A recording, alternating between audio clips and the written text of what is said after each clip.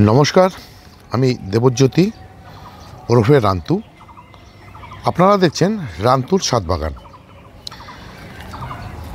আজকের ভিডিওর বিষয়বস্তু হচ্ছে, যেহেতু বেলি গাছগুলোতে নতুন শাখা এবং কুঁড়ি আসতে শুরু করেছে, এই নতুন শাখা এবং কুঁড়িকে সুন্দর করে রাখতে এবং যে সমস্ত কুঁড়ি আসতে শুরু করেছে সে সমস্ত কুঁড়ি যেন ঝরে না পড়ে, মানে কালো হয়ে অনেক সময় শুকিয়ে যায় ফুল ফোটার আগেই, সেটা যেন না হয়, তার জন্য আমি আজকে দুটি পুষ্টিমৌল এই গাছগুলোতে ব্যবহার করব। কি সেই পুষ্টিমৌল? সেই পুষ্টিমৌল হচ্ছে ক্যালসিয়াম এবং ম্যাগনেসিয়াম সালফেট। আপনারা যারা গাছ করেন বা যারা বাগান করেন তারা সবাই জানেন গাছের সেকেন্ডারি পুষ্টি মৌল হচ্ছে ক্যালসিয়াম, ম্যাগনেসিয়াম, সালফেট সহ আরও কয়েকটি পুষ্টি উপাদান। সে সমস্ত পুষ্টি উপাদানকে গাছকে প্রয়োগ করতে হয়, কেননা গাছের যে 17টি পুষ্টিমৌল প্রয়োজন পড়ে, সেই 17টি পুষ্টিমৌলর মধ্যে 3টি পুষ্টিমৌল গাছ বাতাসের থেকে পেয়ে যায়। সে সমস্ত পুষ্টিমৌল হচ্ছে কার্বন, অক্সিজেন এবং হাইড্রোজেন। বাদবাকি যে 14টি পুষ্টিমৌল টবের গাছকে কিন্তু দিতে হয়, কারণ মাটিতে গাছ থাকলে সে সমস্ত পুষ্টিমৌল গাছ এমনিতেই পেয়ে যায়।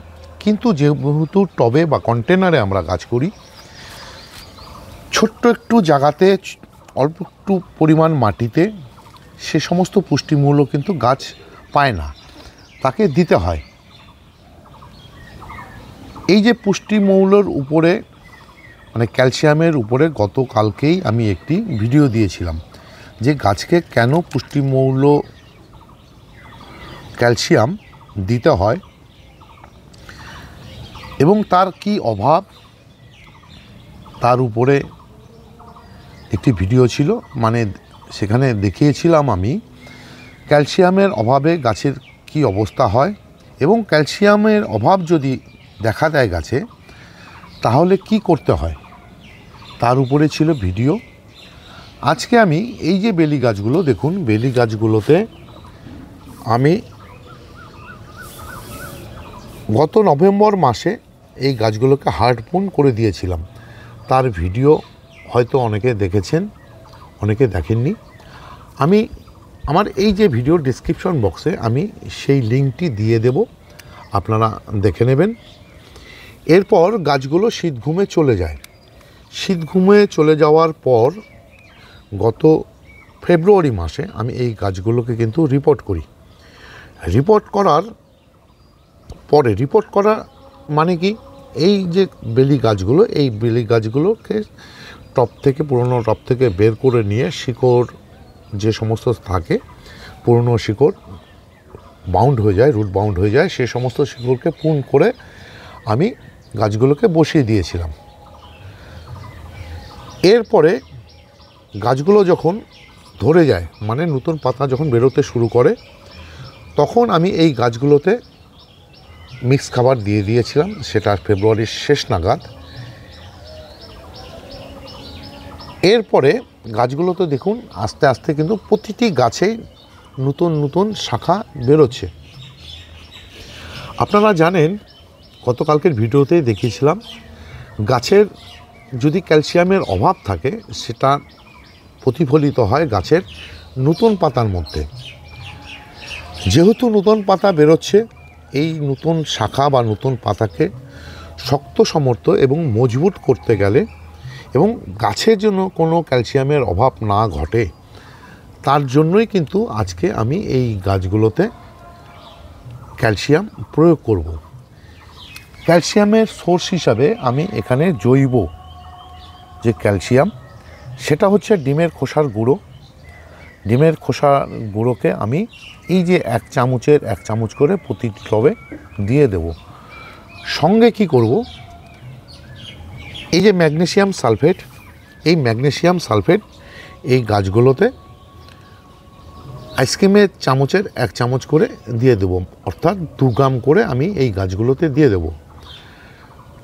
গত শনিবার দিন আমি এই গাছগুলোতে এনপিকে 05234 এবং গতকালকে আমি এই গাছগুলোতে পুরনো গোবর সার সঙ্গে কিছুটা ফাঙ্গিসাইড মিশিয়ে নিয়ে আমি কিন্তু এই গাছগুলোতে দিয়ে দিয়েছি।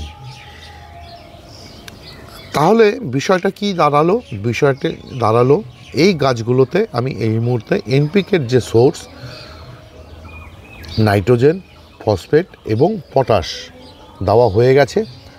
আজকে আমি গাছগুলোতে সেকেন্ডারি নিউট্রিয়েন্ট হিসাবে ডিমের খোসার গুঁড়ো এবং ম্যাগনেসিয়াম সালফেট, তার মানে ম্যাগনেসিয়াম, ক্যালসিয়াম এবং সালফেট সবই পেয়ে যাচ্ছে। যেহেতু গাছগুলোতে নতুন নতুন পাতা বেরোচ্ছে, সে সমস্ত ডাল বা পাতাকে শক্ত সামর্থ্য এবং আরও সবুজ করে তুলতে এই ম্যাগনেসিয়াম সালফেট দেওয়ার উদ্দেশ্য। এবং ম্যাগনেসিয়াম সালফেট দিলে কি হয়, গাছে নতুন নতুন শাখা বেরোয়, মানে গাছকে নতুন শাখা বের করতে সাহায্য করে এই ম্যাগনেসিয়াম সালফেট। এই গাছগুলোতে ঠিক মানে এই মাসের শেষের দিকে বা এপ্রিলের শুরুর দিকে আমি কিন্তু গাছগুলোতে মিক্স খাবার, জৈব যে মিক্স খাবার, সেই জৈব মিক্স খাবারটি দিয়ে দেব। আমি এই মুহূর্তে এই যে বেলি গাছগুলো দেখছেন, বেলি গাছগুলোতে দেখুন কিভাবে নতুন নতুন শাখা এবং নতুন নতুন পাতা সঙ্গে কুঁড়ি আসতে শুরু করেছে। এই ক্যালসিয়াম দেওয়ার আরেকটি উদ্দেশ্য হচ্ছে, ক্যালসিয়ামের অভাবে কি হয়, ক্যালসিয়ামের অভাবে পাতা পুড়ে যায়, ফুল ফল আসলেও সেসব ঝরে পড়ে। এই ফুল ফল যেন ঝরে না পড়ে বা ফুল ফোটার আগে এই কুঁড়িগুলো যেন শুকিয়ে না যায়, তার জন্যই ক্যালসিয়াম দেওয়ার উদ্দেশ্য। ম্যাগনেসিয়াম দেওয়ার উদ্দেশ্য হচ্ছে গাছের নতুন শাখা আনতে সাহায্য করবে এবং এই যে গাছগুলোকে, এই গাছগুলোকে চিরসবুজ করে রাখতে সাহায্য করবে। তাহলে চলুন দেখে নিই। আমি একটি গাছের উপরেই আপনাদেরকে দেখাচ্ছি। এই যে দেখুন, আমি 1 চামচ ডিমের খোসার গুঁড়ো ক্যালসিয়ামের সোর্স হিসাবে আমি গাছের গোড়াতে দিয়ে দিচ্ছি।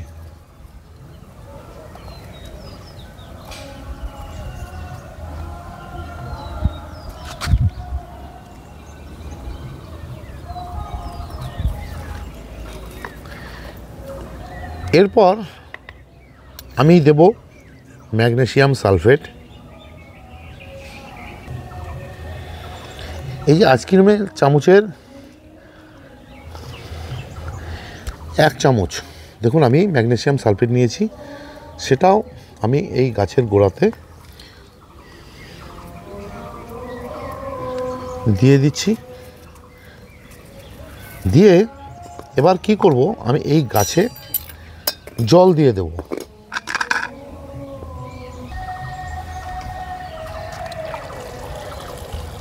এই যে দেখুন আমি গাছে জল দিয়ে দিলাম।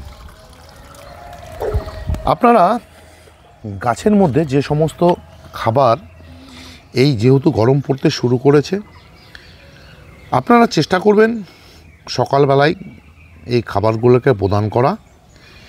এবং আরেকটি জিনিস বলে রাখি, এই গাছগুলোকে যেহেতু গ্রীষ্মের ফুল, গ্রীষ্ম বর্ষার ফুল, এপ্রিল মাস থেকে অক্টোবর মাস পর্যন্ত এই গাছগুলোতে যেহেতু ফুল দিয়ে যাবে, সুতরাং এই গাছগুলোকে সারাদিন রোদ পড়ে এমন জায়গাতে কিন্তু রাখতে হবে।